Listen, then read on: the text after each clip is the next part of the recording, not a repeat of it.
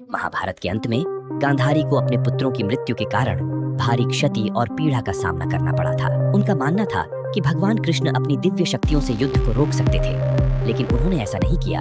इसलिए उन्होंने भगवान कृष्ण को श्राप दिया कि अगले 36 साल बाद उन्हें और उनके यदुवंश को एक दूसरे को मारकर विनाश का सामना करना पड़ेगा और द्वारका समुद्र में डूब जाएगी। समय बीतता गया और 36 साल बाद उनका श्राप लगने लगा। क्योंकि यदुओं के बीच विवाद पैदा हो गया, उन्होंने एक दूसरे को मारना शुरू कर दिया, जिसके कारण द्वारका का विनाश हो गया और द्वारका समुद्र में डूब गई। एक दिन भगवान कृष्ण नदी के किनारे एक पेड़ के नीचे लेटे हुए थे। उसी समय जरा नामक एक शिकारी जंगल में आया और वो भगवान कृष्ण के लाल चमकती पैर की तलवार को हिरण समझकर एक घातक बाण चला दिया। जब उसने देखा कि उसका बाण कोई हिरण से नहीं, स्वयं भगवान कृष्ण जी के पैर में घुस गया है, तो उससे बहुत दुख और पश्चाताप हुआ। अपनी गलती का एहसास होते ही उसने बोला, हे भगवान, मुझे क्षमा कर दे। मुझसे अनजाने में बहुत बड़ी पाप हुआ है। इस पाप के लिए तो मृत्यु दंड भी कम है। जरा तुमने कोई अपराध नहीं किया है। तुम त्रेताया युग में वानर राजपाली थे, जिन्हें मैं पेड़ के पीछे छिपकर वध किया था, जो कि युद्ध भूमि के नियम का विपरीत था। इसीलिए मेरा मृत्यु तुम्हारे हाथों पहले ही लिख दी गई थी। तुम इस अपराध बोझ से मुक्त हो जाओ। ये कहकर भगवान कृष्ण ने भौतिक दुनिया से विदा हो गए। दुखी होकर जरा अर्जुन के पास गया और उन्हें स्थिति के बारे में बताया।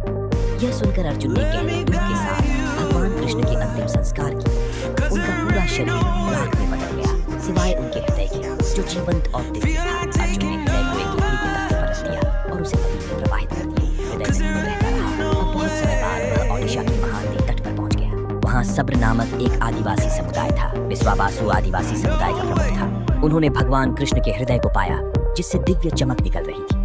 विश्वावासु ने इसकी दिव्यता को समझा और एक गुप्त गुफा में नील माधव की मूर्ति के रूप में इसकी पूजा करते रहे। आदिवासी समुदाय के अलावा किसी को इसकी जानकारी नहीं थी। उस समय अवंती में इंद्रद्युम्न नाम का एक राजा थे। वह भगवान विष्णु के बहुत बड़े भक्त थे। हमेशा दिव्य देवता के एक झलक पाने के लिए उत्सुक रहते थे।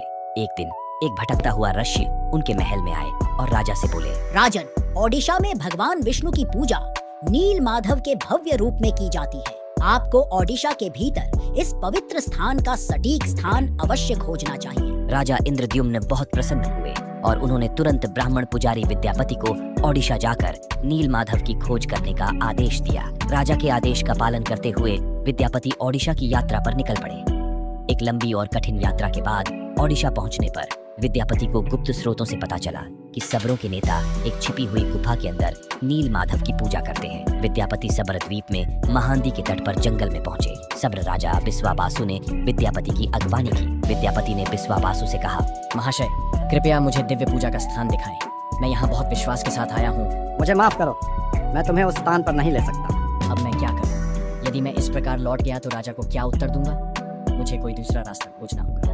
विद्यापति उसी गांव में रहने लगे। कुछ ही दिनों में उन्हें विश्वावासु की बेटी ललिता से प्रेम हो गया और उन्होंने शादी कर ली। विवाह के कुछ दिन बाद विद्यापति ने अपनी पत्नी से कहा, ललिता, क्या आप अपने पिता से हमें नील माधव की एक झलक दिखाने का अनुरोध कर सकती हो?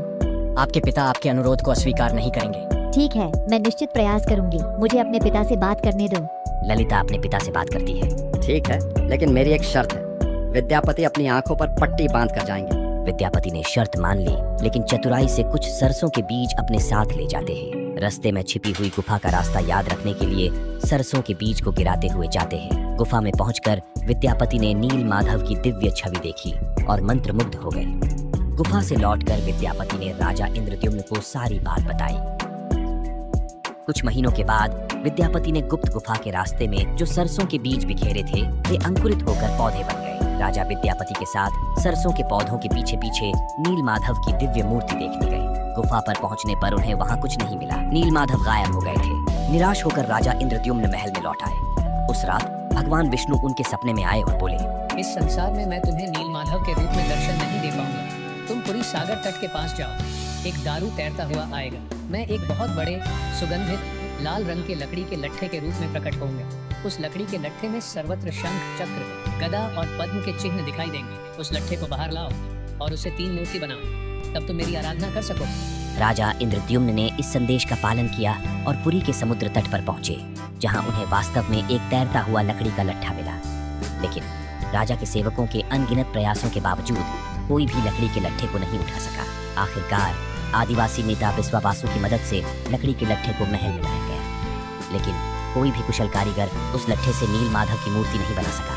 हे राजन, ये लकड़ी इतनी मजबूत है कि इस पर हमारे किसी भी हथौड़े और छीनी का कोई असर ही नहीं हो रहा है। हमें माफ करें, ये काम हम नहीं कर सकते। जब यह कार्य असंभव हो गया तो भगवान विष्णु फिर से राजा इंद्रद्युम्न के स्वप्न में प्रकट हुए और बोले, राजन, देवताओं के दिव्य शिल्पी विश्वकर्मा की आराधना करें, वह इस कार्य को अवश्य पूरा करेंगे।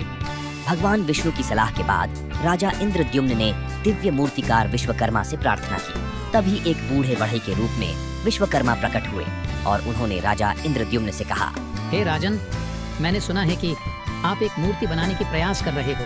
हाँ शिल्पी, सही सुने हो। क्या आप ये करने में सक्षम हो? मैं उस लकड़ी के लट्ठे से मूर्ति अवश्य तैयार कर दूंगा, लेकिन मेरी कुछ शर्तें हैं। हे शिल्पी, बताएं आपकी क्या शर्तें हैं? मैं 21 दिनों में एक बंद कमरे में भगवान विष्णु की मूर्तियां बनाऊंगा और इस प्रक्रिया के दौरान मुझे अकेला रहना होगा। अगर 21 दिन पूरे होने से पहले किसी ने दरवाजा खोला तो मैं मूर्तियों को उसी अवस्था में अधूरा छोड़कर चला जाऊंगा। क्या आप इन शर्तों से सहमत हैं? हाँ, मुझे आपकी सभी शर्तें स्वीकार हैं। कृपया कार्य को आगे बढ़ाएं। विश्वकर्मा ने दरवाजा बंद कर दिया और अपना काम शुरू कर दिया। लोगों को कमरे से केवल आरी, छेनी और हथौड़े जैसे औजारों की आवाज ही सुनाई दे रही थी। 15 दिनों के बाद जब कोई आवाज नहीं सुनाई दी तो रानी गुंडिचा चिंतित हो गए और राजा इंद्रद्युम्न से बोले, महाराज, मैंने उस कमरे से कोई आवाज नहीं सुनी है।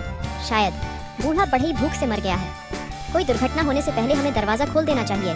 लेकिन रानी, उसने शर्त रखी थी कि 21 दिन से पहले दरवाजा नहीं खोला जाएगा। लेकिन महाराज, अगर वो वृद्ध बढ़ई को भूख प्यास की वजह से कुछ हो गया तो हमें महापाप लगेगा।